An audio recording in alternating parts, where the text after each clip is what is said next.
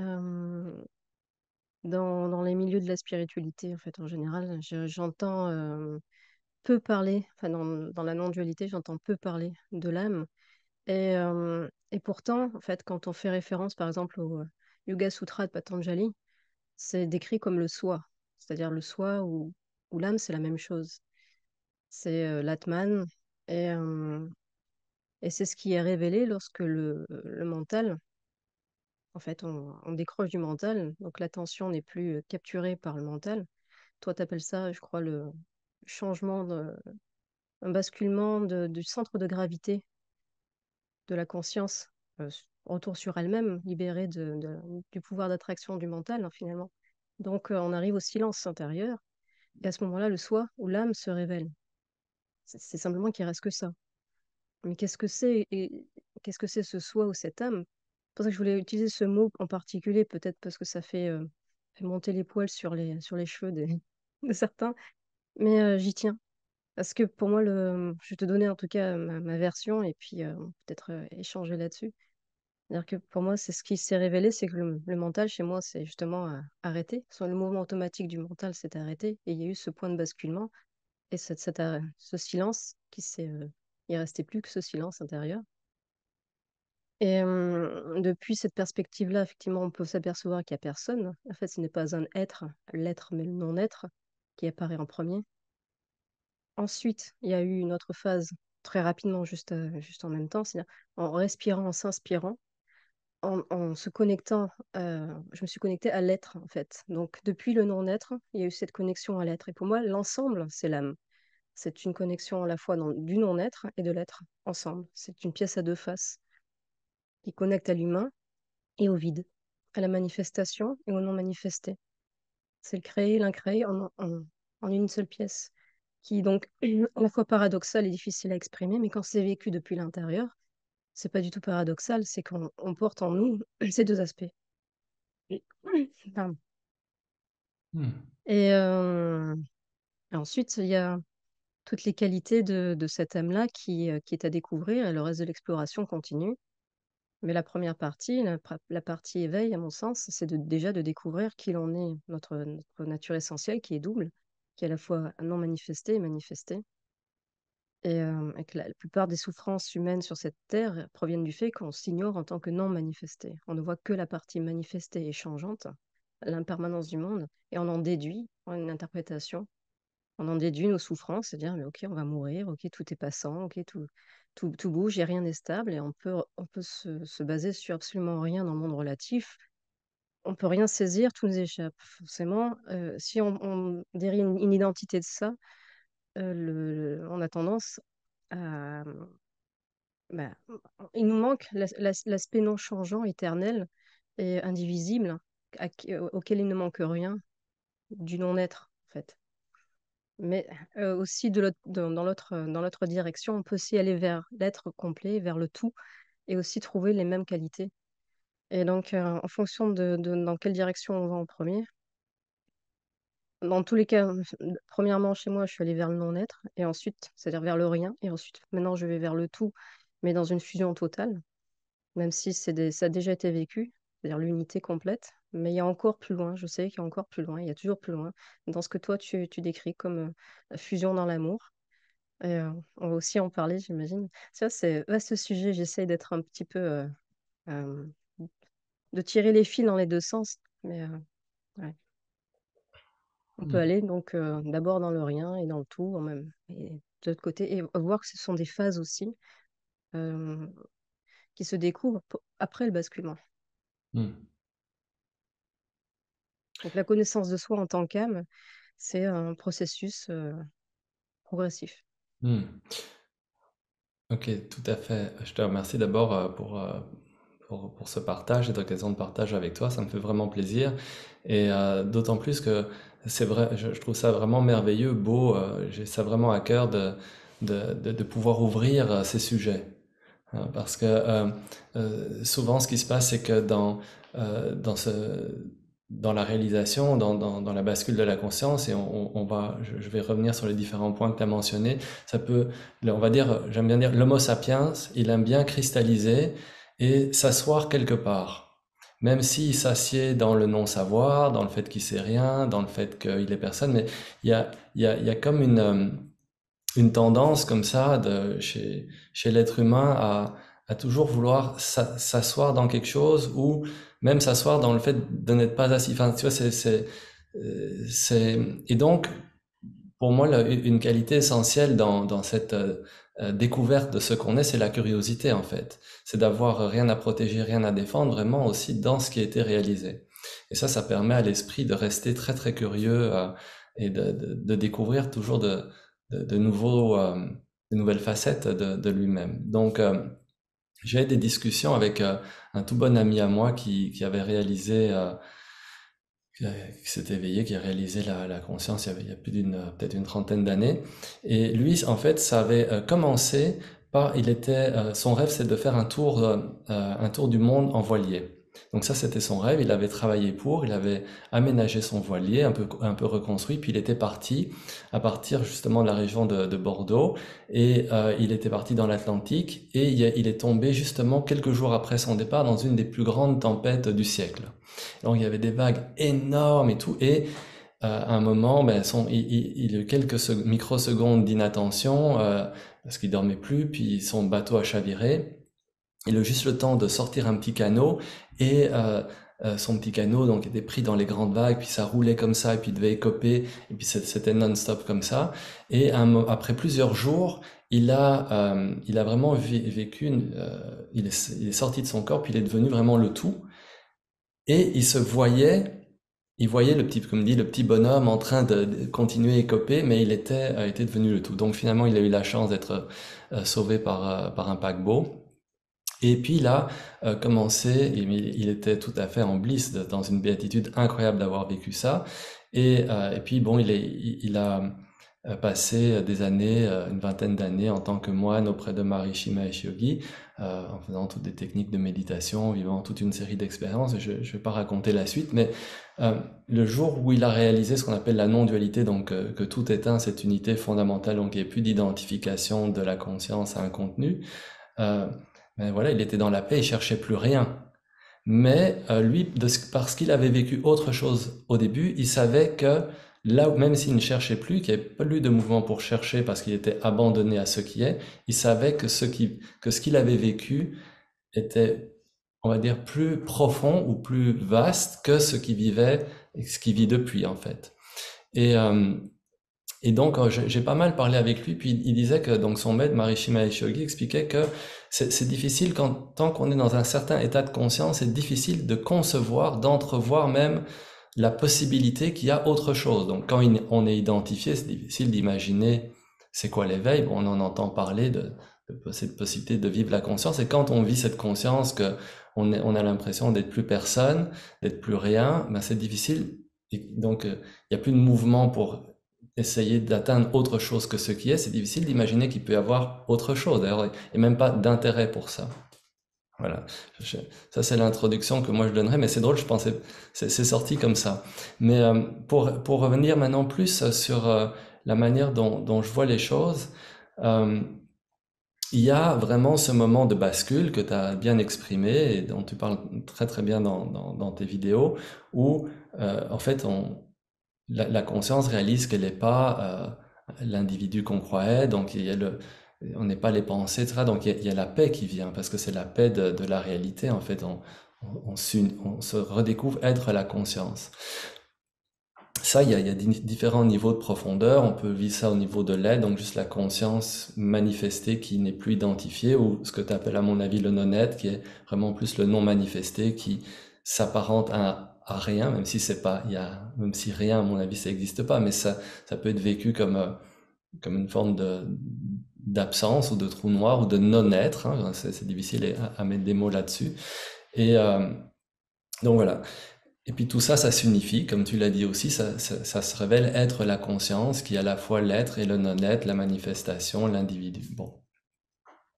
Alors, quand on passe justement de cette identification très forte à être une personne densifiée, contractée, en souffrance, et qu'on découvre qu'on est cet espace de la conscience, cette pure présence qui est accueil, ouverture, immense simplicité, euh, on a toujours été ça, mais c'est comme si ça en branche plus avec la pensée qui nous fait croire qu'on est autre chose. Donc là, on peut avoir l'impression que c'est la fin. C'est la fin de quelque chose, c'est la naissance d'autre chose, mais dans mon expérience, c'est pas la fin de ce déploiement de la conscience, de cette découverte de tout ce qu'elle est, la conscience. Donc, et là-dedans, il y a deux éléments que tu as mentionnés qui sont importants.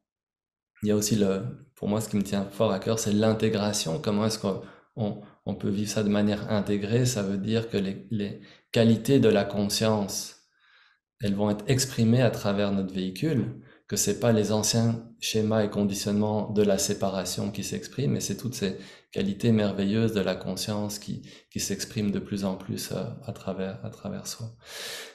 Pour revenir à la question de l'âme, quand on passe de l'individu à la conscience qui n'est personne, on peut avoir l'impression qu'il n'y a pas d'âme, ou que l'âme est une illusion, ou que s'il y a une âme, elle est à transcender, que c'est encore un revêtement, un véhicule, un contenu, une certaine énergie, une certaine forme.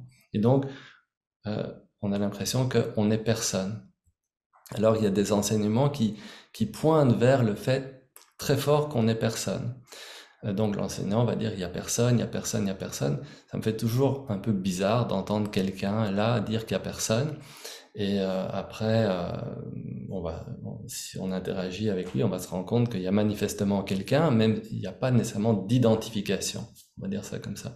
Donc le fait de dire qu'il n'y a personne, c'est un pointeur. Mais quand ce pointeur, donc ça pointe vers la conscience qui est ouverte, mais quand ce pointeur il se rigidifie et qu'on adhère vraiment au point de vue qu'il n'y a personne, pour moi, on a réduit, on a limité et on va rencontrer nécessairement toute une série de problèmes parce que dans notre humanité, l'individualité, elle est essentielle et il y a un mouvement de la conscience vraiment à manifester cette individualité. Et donc, donc on a l'impression qu'il n'y a personne et ça, c'est comme une station, on va dire, mais c'est pas encore pour moi quelque chose qui est tout à fait ouvert, déposé, révélé, parce que il y a au cœur de cette conscience, il y a l'âme, c'est cette individualité essentielle qu'on est. Par exemple, c'est ce qui fait qu'on va avoir une conversation ensemble. Cette conversation, c'est pas entre deux mentales qui échangent des opinions, c'est pas non plus c'est dans cette conscience qui est une, ça c'est sûr, mais c'est pas non plus entre deux individus qui s'interpellent, qui veulent avoir raison, mais il y a quelque chose qui s'interroge. Par exemple, quand je t'écoute, je dis ah ok, c'est ça sa perspective, c'est intéressant. C'est quoi qui dit ça? C'est pas juste le mental, c'est l'âme à l'intérieur, c'est l'âme que je suis, cette individualité essentielle qui est une avec la conscience et qui est là en fait, qui est complètement présente, incarnée. Donc pour moi, le fait qu'il y a personne, c'est juste un espace ouvert qui permet à l'âme qu'on est, à cette individualité essentielle, d'être présente, d'être incarnée, de rayonner sa lumière unique, de vivre ce qu'elle est venue vivre. Donc je vois ça plus comme, on va dire, l'arbre de vie de la création avec des fleurs, puis les âmes, ce sont les fleurs, en fait. Et dire qu'il n'y a pas de fleurs, c'est comme renier une partie essentielle de l'arbre. Donc pour moi, l'âme, c'est purement de la conscience, c'est un avec la conscience infinie, mais c'est individualisé. Alors sur ce plan, l'âme, elle peut se vivre de manière plus ou moins densifiée quand on quitte le corps, mais les âmes, elles sont tout à fait unies à l'infini, à la conscience infinie, mais elles existent aussi par elles-mêmes. Elles peuvent revenir en Dieu, on va dire, ou exprimer leur individualité, mais c'est-à-dire dans la non-dualité aujourd'hui, c'est devenu un peu, il y a comme une forme de rigidité, de platitude, où pour simplifier et pointer vers la conscience, on enlève une partie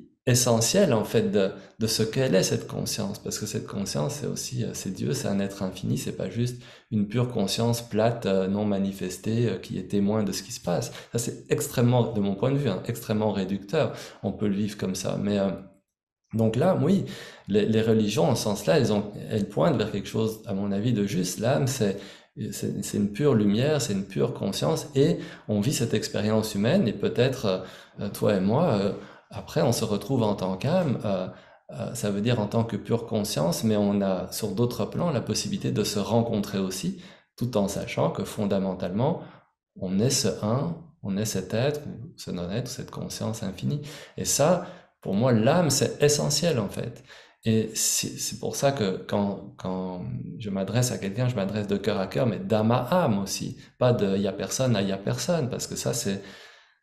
Non. Et surtout que certaines âmes sont venues pour réaliser ce il y a personne, juste cette conscience, mais d'autres sont pas venues pour ça, elles sont venues pour s'expérimenter, se goûter et faire toute une série d'apprentissages en tant qu'âme. Hein, c'est toujours l'âme qui expérimente. Donc voilà, ça c'est, je dirais, pour moi, l'âme c'est quelque chose de vraiment, c'est extrêmement doux en fait, d'avoir cette, de reconnaître, de pouvoir regarder quelqu'un dans les yeux et puis de voir cette âme qui est là, qui brille en fait, qui a sa couleur unique, qui fait que, voilà, notre chien, notre chat, notre enfant, notre voisin, il y a quelque chose d'unique en chacun. Et c'est une singularité, c'est pas juste une signature unique. Il y a vraiment l'âme, c'est un être à part entière en fait, et qui est pas séparé de la source. Mais dans la non-dualité, on aime bien penser que la conscience, il y a juste la conscience. Il y a pas, la conscience, c'est aussi, c'est une énergie infinie, un amour, une lumière infinie qui s'est démultipliée en toutes ces parcelles d'elles-mêmes, en fait. Et ça, c'est ce qu'on est. Et on est ces parcelles d'elles-mêmes et on vient s'expérimenter comme ça. Donc ça, Oui, c'est comme ça que je vois les choses. oui, oui, c'est fait exprès. Il y a aussi l'idée de croire à une transcendance finalement de la vie. Alors que non, c'est fait exprès. La vie, c'est justement le but en soi. T'enlèves la création et qu'est-ce qui reste? Le vide. C'est bien, le vide tout seul, ça marche pas, ça n'existe pas. Ça, c'est juste une des possibilités, c'est optionnel. Enfin, je veux dire, l'âme existe à travers le corps humain, enfin, s'expérimente à travers l'interface que nous sommes. C'est à travers l'expérience humaine. Mais ça pourrait être un chien, comme tu dis, ça pourrait être ceci, cela. Et même l'expérience d'éveil, de basculement, de reconnaissance, de reconnexion à la totalité ne se fait pas chez chacun et ce n'est pas nécessairement c'est pas évidemment obligé. Bien sûr. Euh, il y a des expériences humaines très courtes, qui peuvent sembler inutiles enfin, pourquoi un bébé né et au bout de quelques semaines meurt? Ok. Ça fait partie peut-être des questions pour certains de trouver ça absurde ou incohérent avec qu'est-ce qui vient apprendre, tu vois? Tu as peut-être eu ce Mhm. genre de questions. Ou pourquoi la souffrance, etc. Mm. Et en fait, il n'y a pas un point de vue qui soit pas utile à l'apprentissage ou la découverte de la conscience par elle-même.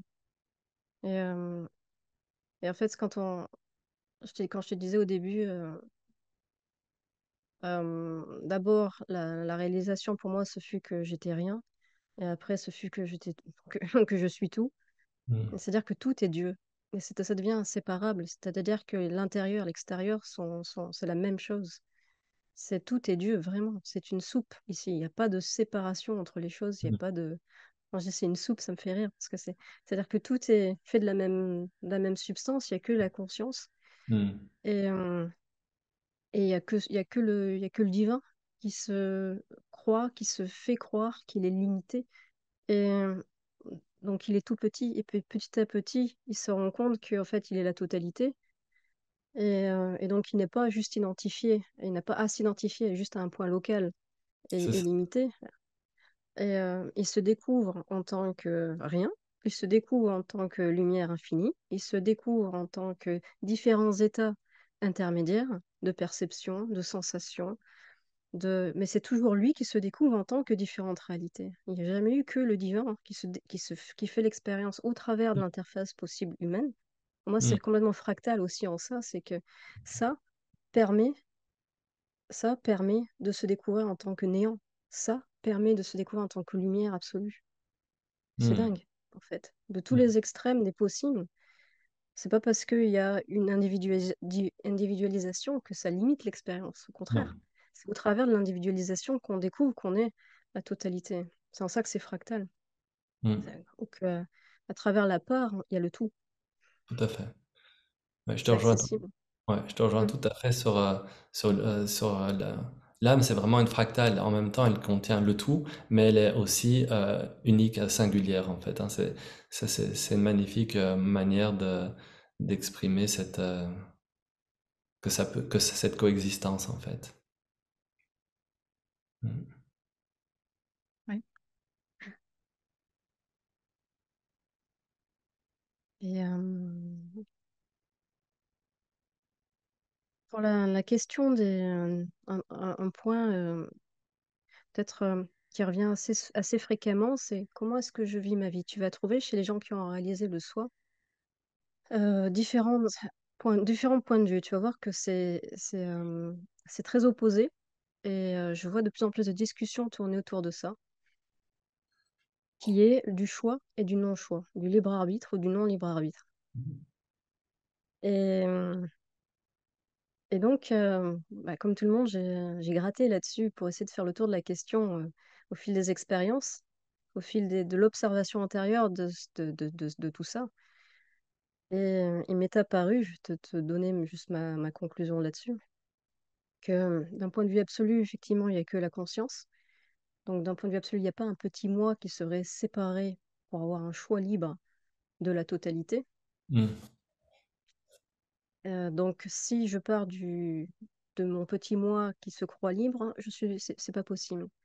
Mm. Donc, il y a bien des pensées qui arrivent, il y a des options qui arrivent, mais on va les choisir par rapport. On fait que agir sur ce qui nous arrive, c'est-à-dire ce qui est proposé à l'interface humaine.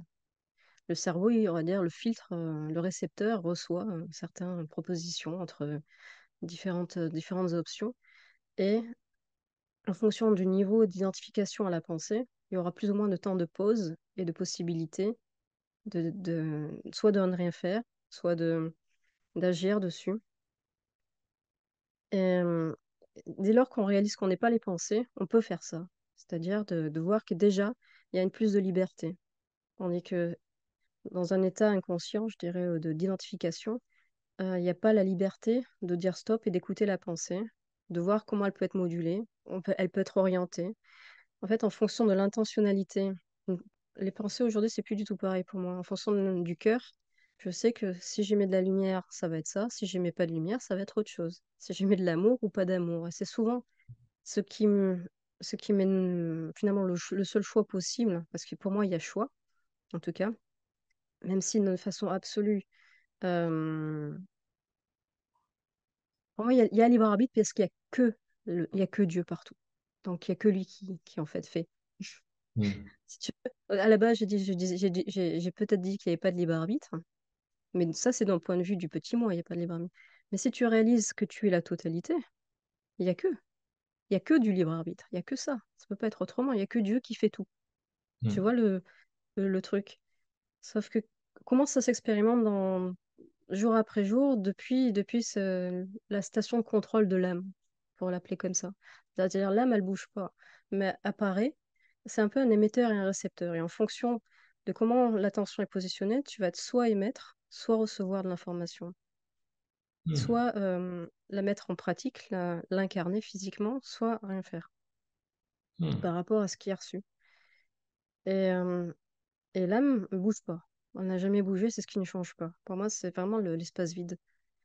Station de contrôle ou l'écran. Euh, alors apparaît l'information, apparaît différentes informations.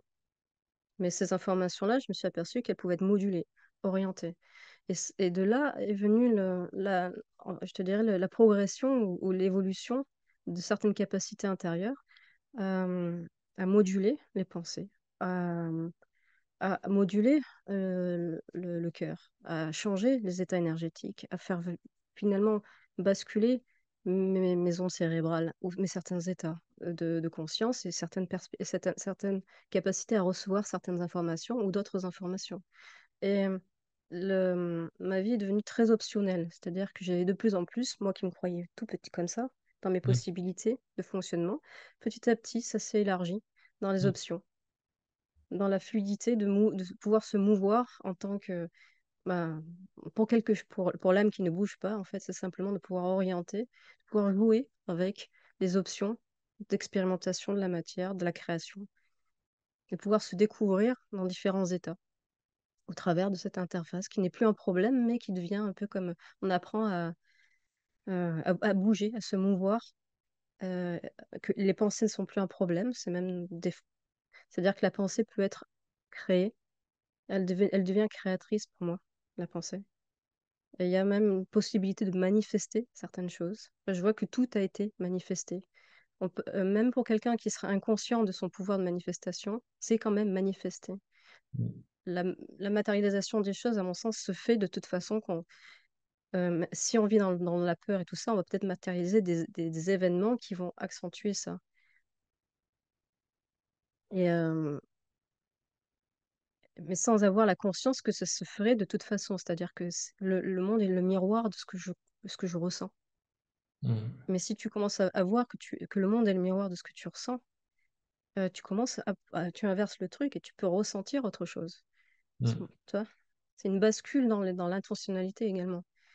Une bascule dans l'orientation du cœur. Et pour moi, c'est un vrai apprentissage au fil des années, c'est de voir que j'apprenais euh, à orienter mes propres émotions, ma propre énergie vitale, parce que c'est que ça à la base, mes ressentis, et que tout pouvait prendre une couleur en fonction d'une chose ou d'une autre. Et j'avais une totale liberté. Je ne savais pas quoi en faire de cette liberté. À la base, quand j'ai vu que une pensée qui arrivait se manifestait parfois dans des événements ou des gens qui arrivaient, j'ai dit, comment ça marche, tu vois, le pouvoir de Mmh. manifestation. Petit à petit, j'ai vu que ça s'appliquait à tout, le pouvoir de manifestation, mais aussi à cette capacité à manifester certains états intérieurs. Mmh. Si tu résides dans la joie ou dans la paix ou dans l'amour, t'es pas obligé. Pour certains, ça va être oui, on peut se laisser traverser par tous les nuages, peu Mmh. importe. Laissons-nous traverser par tous les nuages, mais t'es pas obligé. Exactement, exactement. Et ça, c'est exactement ça le point. Mhm. Et ça a été le truc tenu, tu vois, pour moi, entre certaines personnes réalisées et certains discours. Je dis, mais oui, d'un certain côté, tu laisses lâches prise, effectivement, de ce qui est, de ce qui se manifeste, mais tu as la capacité également de choisir tes états intérieurs. Complètement, complètement. Mmh. Après, il y a aussi peut-être se limiter, j'ai un peu testé dans toutes les directions, on va dire ça comme ça, c'est-à-dire que dans ce pouvoir de manifestation, euh, si on part d'un point de vue, c'est-à-dire je sais ce que je veux, on va forcément se limiter dans ce qui va apparaître. Parce que je ne sais pas, en fait. Je ne sais pas ce qui est ultimement bon pour moi. Parce que je ne fais que il y a une part de naïveté à conserver, il y a une Mmh. part d'innocence. Je ne sais pas ce que je ne sais pas, en fait. Pour l'instant, je ne sais pas ce que la prochaine porte d'apprentissage qui va s'ouvrir pour moi, la prochaine. euh, Tu vois, quand je lisais, comment ça s'appelle? Lumière Amour, que tu as écrit, cette partie-là où tu parles de fusion dans la lumière et dans cet amour infini. Mais c'est arrivé spontanément. T'es Mmh. pas allé le chercher, parce qu'en fait, on sait pas que c'est là jusqu'à ce que ça arrive.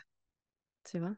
Et j'ai clairement été le chercher, dans le sens que T'as été dans le mais sens que tu pouvais pas, c'est ça à quoi mon d'accord. cœur aspirait. Mais Ok. oui. Mmh. Disons dans sa forme manifestée ou non, comment ça s'est déclenché. En gros, tu dirais que donc tu as eu tout ce que tu voulais. Bah, je dirais pas que j'ai eu tout ce que je voulais, je dirais que c'est la grâce de la source qui s'exprime parce que parce qu'on est la source et qu'elle répond à nos élans, nos souhaits, nos désirs les plus profonds parce qu'on on est la source.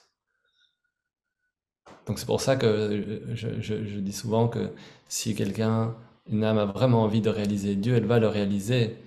Si elle a vraiment envie, et si elle a complètement envie, ça va se faire maintenant. Et si ça se fait pas maintenant, c'est parce qu'il y a d'autres choses qui sont encore, entre cette intention qui sont là, qui ont aussi un certain poids par rapport à cette intention-là.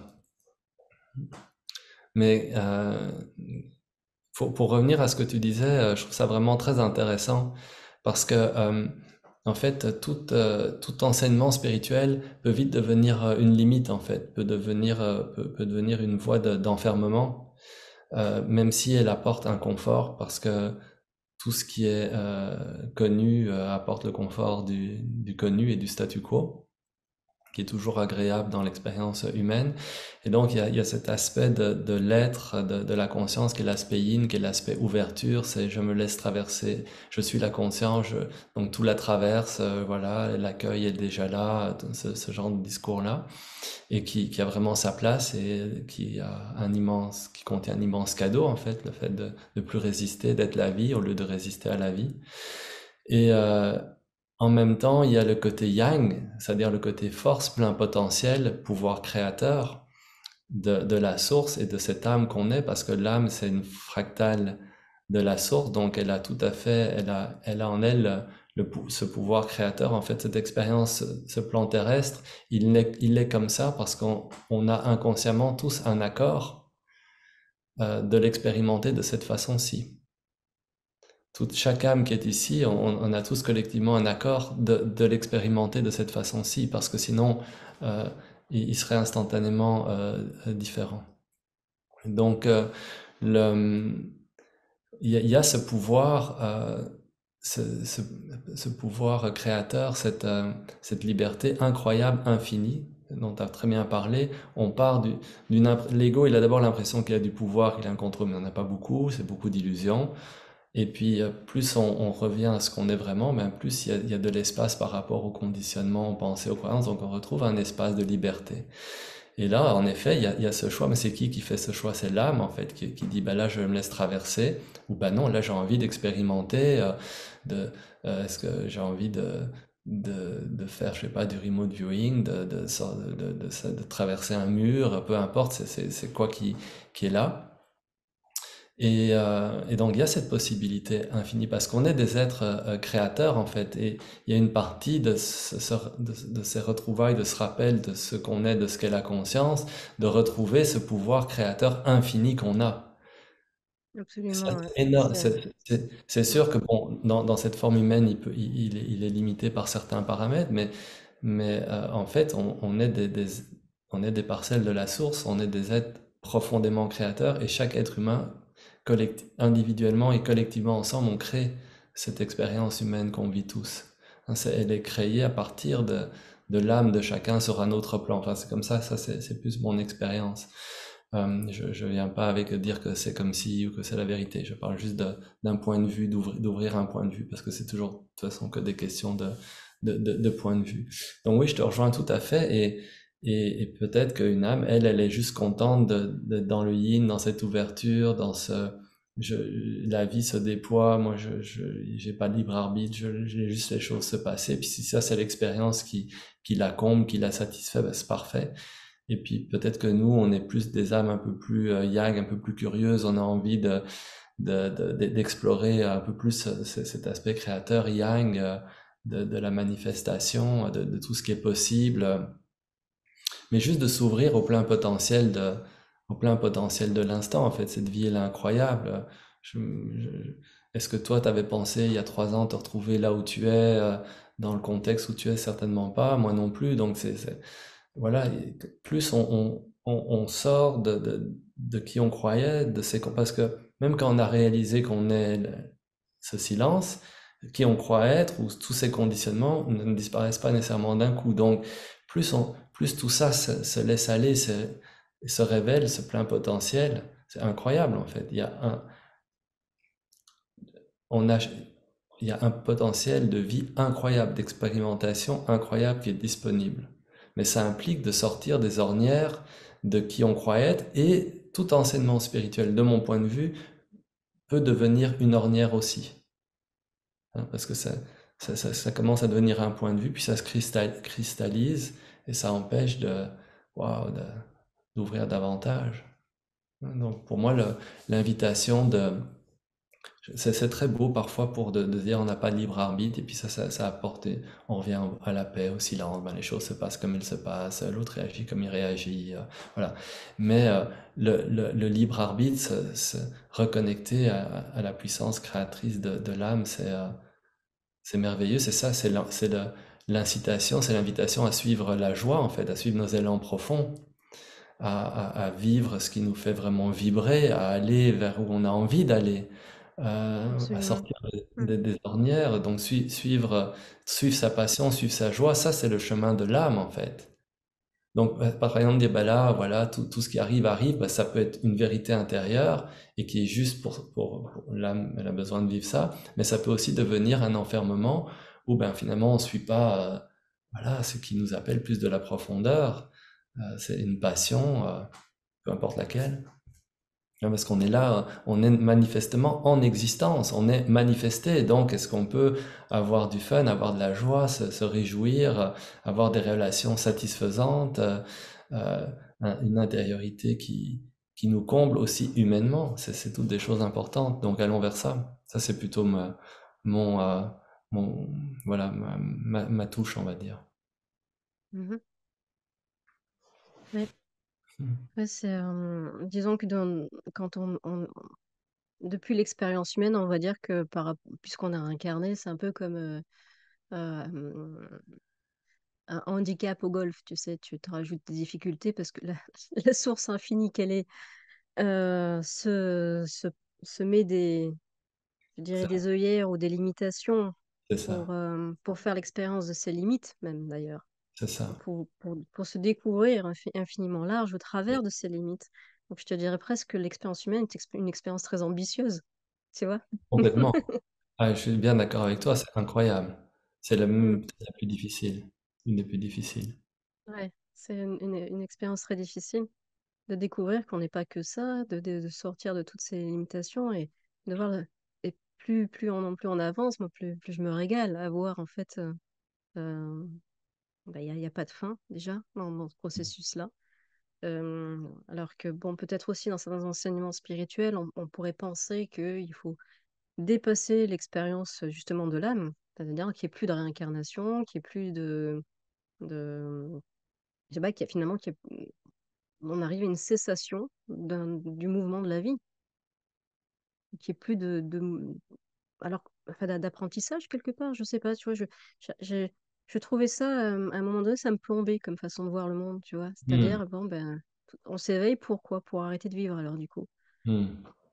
Il y avait quelque chose d'assez déprimant derrière qui collait pas avec l'expérience, qui me semblait être l'expérience que je vivais, qui était que c'était qu'un début et que il y avait des choses qui continuent de se révéler et un chemin de l'âme, un apprentissage qui simplement depuis une nouvelle perspective et euh, que l'expérience humaine n'était pas un problème mais plus une interface assez complexe à travers laquelle pouvaient se vivre énormément de choses incroyables et, euh, et que en dehors du fait qu'on n'est pas qu'un point local, mais aussi découvrir que la localité ou l'expérience humaine, je te dirais basique dans le sens ordinaire de couple, de travail, de relations sociales, tout ça, ça fait partie intégrale des, euh, du chemin de l'âme également. C'est-à-dire, ok, ben, on en est aussi là pour faire l'expérience de, de la relation à l'autre, justement, d'être en conversation et pas de peut-être ce qu'il y a de plus difficile, c'est-à-dire de pas de voir que peut-être à la base, quand il y a eu ce basculement, ok, est-ce qu'il y a deux zéros en face l'une de l'autre?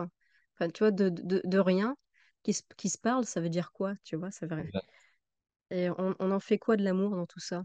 exact. Et quel est le lien? Et ça aussi, ça fait pas partie nécessairement des discours, tu vois, dans la non-dualité. L'amour, on en fait quoi dans tout ça?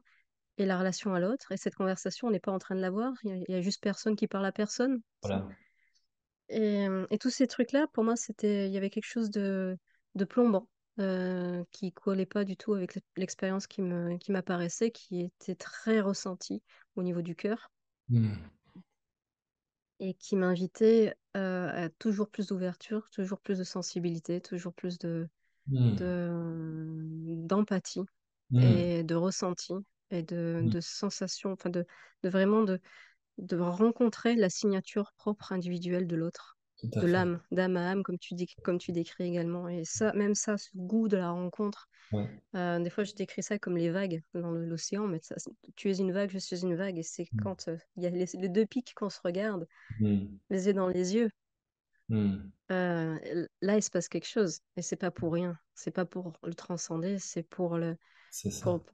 pour que la création, l'infini se rencontre au travers du multiple, au travers de l'apparente séparation, que Hmm. les rayons du soleil se rencontrent. C'est ça. Magnifique, tellement beau, merci. Mm.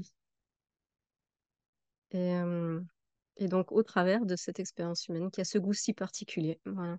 Hmm. Et peut-être dans une autre vie, ce sera autre chose. Hmm. Hmm. J'ai vraiment cette appréciation. Et je grandis en appréciation. Et c'est pour Hmm. ça que je te disais, je vais vers le tout de plus en Hmm. plus, parce qu'il y a cet amour qui... Wow. Hmm. Alors que peut-être après le basculement, il y avait encore cet aspect extérieur des choses, tu vois. Il y Hmm. avait une perspective qui, vu le monde était à l'extérieur encore. Et, Hmm. euh, et l'intégration, c'était ça, essentiellement. C'est qu'il n'y avait plus de différence entre l'intérieur et l'extérieur. Il y avait cet amour de la rencontre avec l'extérieur, peu importe comment ça pouvait se manifester. Peu Hmm. importe, finalement, au travers des aléas, et parce qu'il y en a eu beaucoup des up and down, quoi, des montées, des descentes de choses, des imprévus, je dirais des choses pas confortables Hmm. qui, euh, qui m'ont permis d'ancrer plein de choses, justement, d'intégrer plein de choses, de pouvoir accueillir ce qui était inacceptable. Hmm. Euh, et, de, et ça en fait partie. C'est-à-dire que être un être humain, c'est jouer le jeu de la relation à l'autre Hmm. aussi. Hmm. Et, euh, et le test, c'était vraiment, est-ce que j'en suis capable? Est-ce que j'ai envie de vivre? Tu vois? Hmm. Parce qu'après le basculement, j'avais plus nécessairement envie de vivre non plus une relation ordinaire, tu vois, repartir dans tout ça, une carrière, etc. Et pour beaucoup, c'est stagnant à un moment donné, tu vois. Tout à fait. S'il y a personne, pourquoi tu veux jouer le jeu de quoi que ce soit, tu vois? À quoi bon? C'est ça. C'est un gros truc, tu vois. Je suis dans l'être, bah, pas dans le faire. Ouais. Le faire, ça devient conflictuel presque. On C'est préfère ça. être seul avec d'autres. Hmm. Tout à fait. Mm. Et- Ouais. Donc après, on peut repartir dans... Pour moi, le point de pivot, c'est l'amour. Le Hmm. cœur, cette ouverture dans le cœur qui fait qu'on peut repartir dans le faire et rencontrer toute la création telle qu'elle est. Et rencontrer sa propre individualité également, avec ses propres capacités à être d'une certaine façon plutôt que d'une autre, à se Hmm. découvrir sans le conditionnement, petit à Hmm. petit, sans les traumas, Hmm. en tant qu'humain, en tant que petit humain. Hmm. Ça aussi, ça fait partie du chemin de l'âme, en dehors de toutes les expériences extrasensorielles et tout ce que tu veux, Hmm. quoi. Mais ça se base Tout aussi à à ce fait. niveau-là. Ouais, Mm. tout à fait. Je te rejoins complètement là aussi. Euh, le, même le basculement peut être, comment dire, comme récupéré par des mécanismes de protection, comme, par, comme une protection, une défense par rapport à la sensibilité du cœur, à l'amour. Et je parle pas de toi là, je parle, j'énonce quelque chose de général évidemment. Donc parce qu'il y a une paix, on sent qu'on est personne et ça peut descendre, ça peut créer comme une sorte de, de, de coupure avec la sensibilité du cœur. Et l'invitation pour moi, c'est vraiment que cette conscience qu'on est, elle soit vécue à travers la sensibilité du cœur. Alors elle s'exprime comme compassion, bienveillance, écoute, euh, ouverture, tout ça, oui. Ça, c'est vraiment essentiel, en fait, dans ce mouvement. C'est pour ça que juste la bascule en elle-même de la conscience, c'est juste un point de départ, en fait, hein, dans quelque chose qui s'ouvre, et c'est invité à être vécu par le cœur. Mais si on est vraiment un non-dualiste pur et dur, on peut dire, mais là, même ça, c'est une histoire, c'est encore rentré dans la manifestation de ça. Mais pour moi, tout ça, c'est des arguments qui sont des protections, en fait, vis-à-vis de cette sensibilité du cœur qui juste, elle ressent, la conscience, elle est pure sensibilité, hein, c'est conscient, c'est purement sensible. Donc c'est vraiment invité à être vécu à travers le cœur, et ça permet que la vie, elle devienne infiniment douce, en fait. Que les relations deviennent infiniment douces, la relation avec soi et puis avec les autres deviennent infiniment douces. Et ça, c'est tellement beau, c'est tellement précieux. Et c'est possible. Et c'est pour moi plus ça qui va faire, plus ça dont l'humanité a besoin.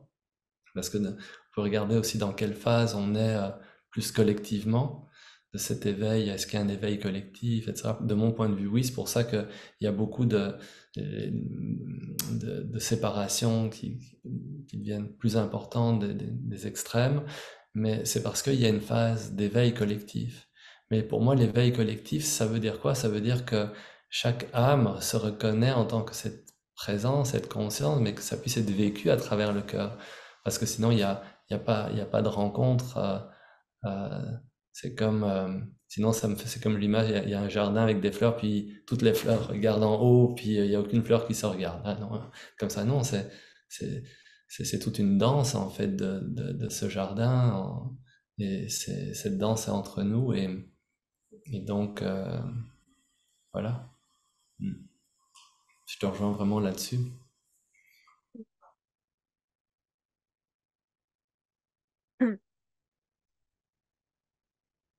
Bon, ben écoute, est-ce on peut finir là-dessus? Je trouve ça vraiment chouette comme conversation avec toi. Vraiment, j'ai... Mais peut-être j'ai juste envie de dire quelque chose de plus parce qu'on en avait parlé au début.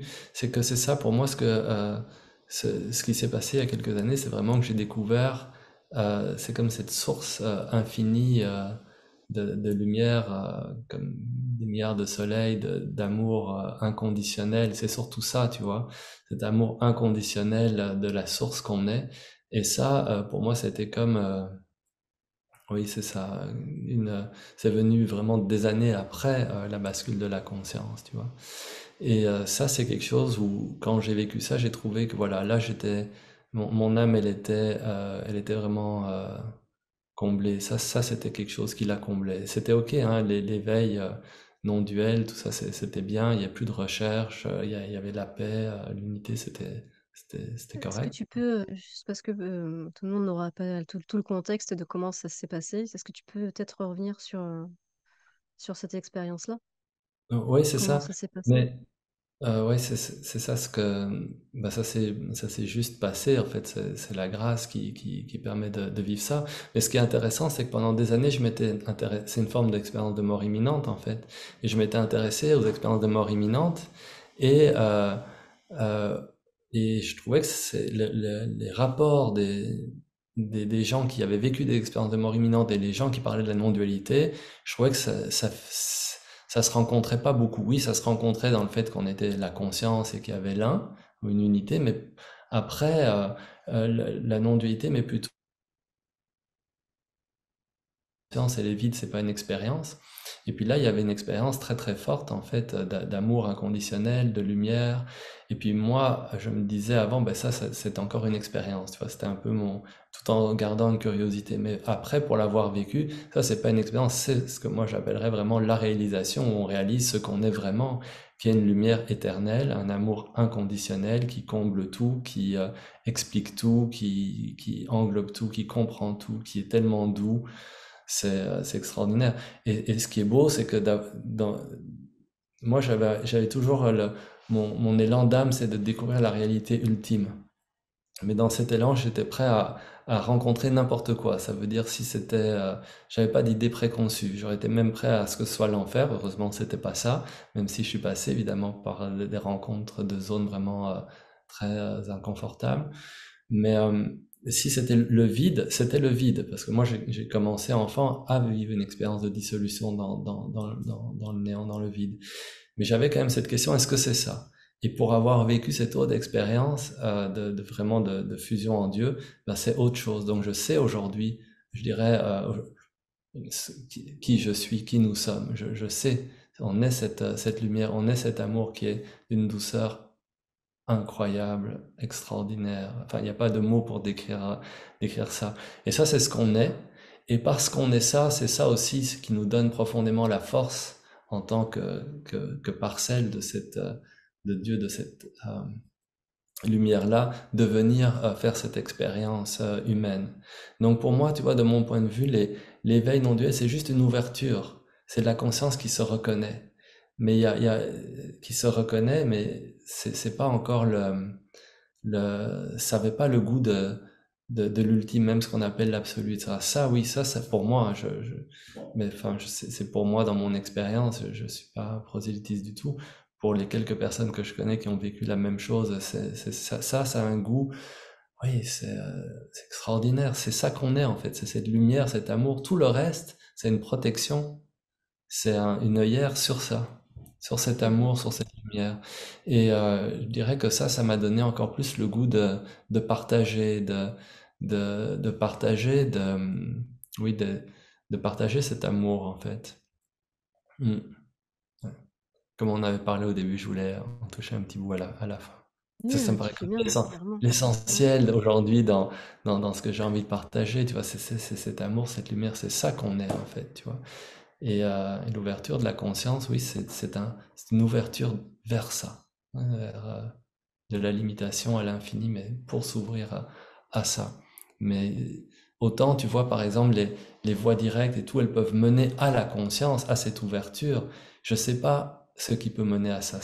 C'est à part le souhait du cœur, de la grâce, de vouloir vraiment le vivre, parce qu'on est cette source. Donc c'est comme l'appel du cœur à l'intérieur de l'âme de vouloir vivre ça, qui fait que ça se passe. Tu vois. Et ça se Euh, passe pas pour tout le monde parce que c'est pas forcément dans le programme non, de cet âme-là. non, Ouais. ça se passe pas pour tout le monde, parce que mais de toute façon, ça a une importance que relative, parce que toute âme qui quitte le corps retourne à ça, parce que on est déjà, en fait, on est en ce moment tous ça. C'est juste que notre attention, elle était propulsée dans un point local qui est ici à travers le corps physique, mais on est tous ça de toute façon. Et c'est vrai que on a chaque âme a d'autres expériences à vivre, donc tout le monde n'est pas censé vivre ça. Mais quand même, pour moi, le point de ralliement, c'est ce dont tu parlais tout à l'heure, c'est le cœur, l'amour. Bon, à la limite, peu importe cet amour ultime qu'on est, est-ce qu'on peut juste se prendre dans les bras, s'exprimer avec douceur, entendre le point de vue de l'autre, ça c'est l'essentiel en fait. Et pour moi, toute forme de spiritualité, ça mène à cette rencontre, à cette possibilité de rencontre avec nos parents, nos enfants, nos amis, les gens qui pensent très différemment de nous, qui ont des réactions. C'est dans c'est dans la transformation de la qualité de la rencontre. Voilà, c'est comme ça que je terminerai. Ouais. Et cette lumière, ce soleil que tu décris, plus brillant que tous les soleils, Hmm. on en avait déjà parlé ensemble, mais je l'ai vécu aussi. euh, mais par un autre bout, et sans l'amour, Hmm. étrangement. Mais je sais même pas étrangement, c'est comme ça, tu vois. Je l'ai vécu par le bout du rien. Hmm. Et de l'autre côté du rien, mais il y avait le tout. De l'autre côté du rien, il y avait cette pure lumière, ce soleil de tous les soleils. Il n'y Hmm. avait personne pour ressentir l'amour. Il n'y a pas de connexion à la sensation du cœur. Et donc, c'est intéressant parce que ça aussi, ça m'a été montré, je te dirais, c'était l'apprentissage. C'était d'arriver à l'absence, au non-être complet, au néant complet, à ne plus être. Il n'y a plus Hmm. personne pour ressentir quoi que ce soit, plus personne pour vivre quoi que ce soit. Une disparition une mort physiologique en fait. Plus de Hmm. battements de cœur, plus de respiration, plus rien. dans une méditation extrêmement profonde. Mais toi aussi, ça s'est passé au travers d'une méditation, mais dans l'autre direction. Où Mm. toi, c'était au travers de la connexion, ça englobait le ressenti. Ça englobait le corps physique, non? Ou pas? Ben, c'est-à-dire que non, il y avait plus de corps physique, plus de moi qui peut expérimenter, plus d'âme. Il y avait vraiment juste l'être infini en fait, la totalité du cosmos. Enfin, c'était plus grand que le cosmos. Il y a cet être, mais dans mon expérience, il est pur amour. Donc c'est ça. Mais il y avait plus de point de local. C'est pas possible en fait de. C'est pas que quand je parle de l'amour, c'est pas un amour qui est ressenti dans le corps. Il y avait plus de corps, il y avait plus de Michael, il y avait juste l'être infini en fait. Ouais. L'amour qui fait expérience de lui-même, quoi. Bah, cette lumière, mm, bah, peut-être enfin, cette lumière, c'est l'être infini, c'est Dieu. Dieu est conscient de lumière, de lui-même. Il est omniprésent, omniscient. C'est l'être éternel en fait, et il est pure lumière, pur amour. Et c'est d'une félicité méga, méga, méga. Il n'y a pas de mots pour parler de ça. Donc c'est juste ça que je peux dire. Ouais, ouais. Mm. Ça marche. Ouais. Mais oui, C'est cette ce qui lumière, me... elle est pur amour. Peut-être que prochaine fois que tu y retournes, peut-être c'est juste une question aussi de. Ben d'abord, c'est sans doute l'expérience que tu avais besoin de faire, puisque c'est ça qui s'est passé, donc c'est toujours dans une perfection. Mais peut-être, prochaine fois que tu y retournes, ce côté amour euh, se révèle, si tu en as envie. C'est toujours une question de ce qu'on souhaite profondément, tu vois. Pour moi, c'est comme ça que je vois ça. Mais Dieu est profondément amour. Là, je rejoins toutes les religions, c'est l'amour ultime, l'amour inconditionnel. Ici, on peut que balbutier à notre petite mesure cet amour-là. Et ça, mais c'est ça qui est beau, parce que vivre l'amour inconditionnel comme ça, oui, mais est-ce qu'on peut le vivre quand il fait trop chaud, quand il fait trop froid, quand notre voisin fait du bruit, quand notre enfant fait ci, quand notre partenaire fait ça? Et puis c'est là, justement, où on est invité à s'ouvrir à ce qui est vécu à l'intérieur, et voilà. Mais c'est rare, ceci dit, aussi, je connais pas beaucoup de gens qui sont passés du rien à la lumière, hein. En général, le rien reste dans le rien. Ouais, c'est assez. C'est pour ça qu'en fait, tout est parfait. C'est-à-dire que parce que j'ai l'impression que dans mon parcours, il faut que je fasse l'expérimentation des extrêmes C'est et ça, de toutes les fréquences entre deux, c'est de ça. pouvoir moduler, de voir comment cette source peut se reconnaître elle-même à travers différents états. Ouais, c'est L'état ça. de non-être, l'état de pure lumière également, et pas forcément. Et puis, mais si tu veux, je suis dans les ondes cérébrales négatives, c'est-à-dire c'est descendu dans, dans les 0 Hertz. Mais Mhm. toi, je crois que c'est Ouais, c'est ça. le spectre opposé. C'est ça. Et je fais aussi l'expérience dans le spectre opposé, mais sur d'autres plans, c'est-à-dire au niveau de la densité énergétique, mais qui inclut le corps physique. Mais si tu veux, je vois comment mon apprentissage personnel, mais ça, c'est juste un parcours personnel. Tu vois, c'est le parcours de l'âme de chacun, Exactement, c'est m'amène exact. à goûter et à expérimenter différents aspects de moi-même en tant que fragment de la source ou en tant que source, mais qui s'amuse à se goûter à travers certains spectres, certaines limitations et certaines ouvertures aussi où il y a plus de filtre. Parce que dans C'est le ça. néant, il n'y avait plus de filtre. Il n'y a plus C'est ça. personne pour faire l'expérience de ça. Comme Exact. toi, tu dis, il y a plus personne. C'était pure lumière, ok? Pur Hmm. amour. C'est pas récupéré par un quelqu'un, il n'y a pas de conscientisation, il y a plus de mental, il n'y a plus de corps, il n'y a plus rien. Tout à fait. Et tout ça, ce sont des possibles. Et apparemment, bah, dans, C'est ça. je dirais dans les parcours d'exploration de chacun, c'est plus ou moins on va pousser plus ou moins dans certains. Dans tout ceci, c'est optionnel. Hmm. Donc on se découvre plus ou moins en fonction de nos parcours de vie, nos parcours d'âme. Ouais, c'est ça.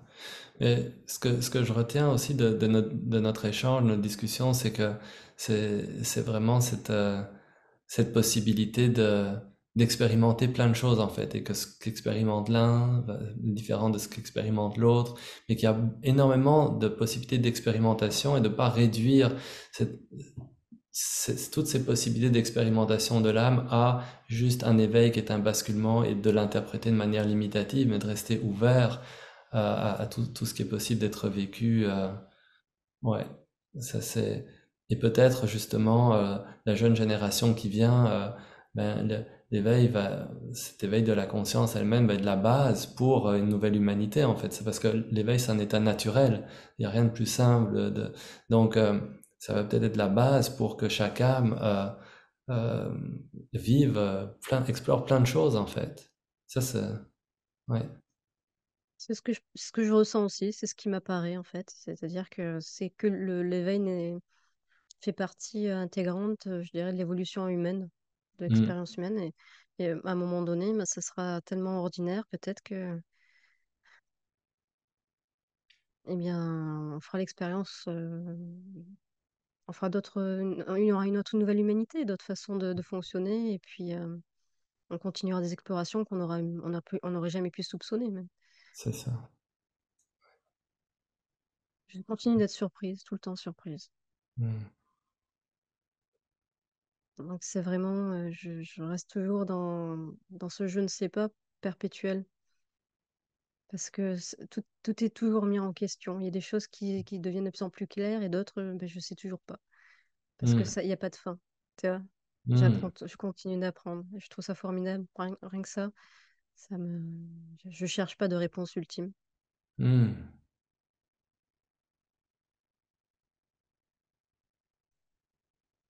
Mm. Et merci en tout cas. Ça fait grand plaisir de te rencontrer. J'aime beaucoup ta manière de vivre, d'expérimenter tout ça, ton ouverture. C'est vraiment très beau. Merci aussi. Merci à toi, Michael.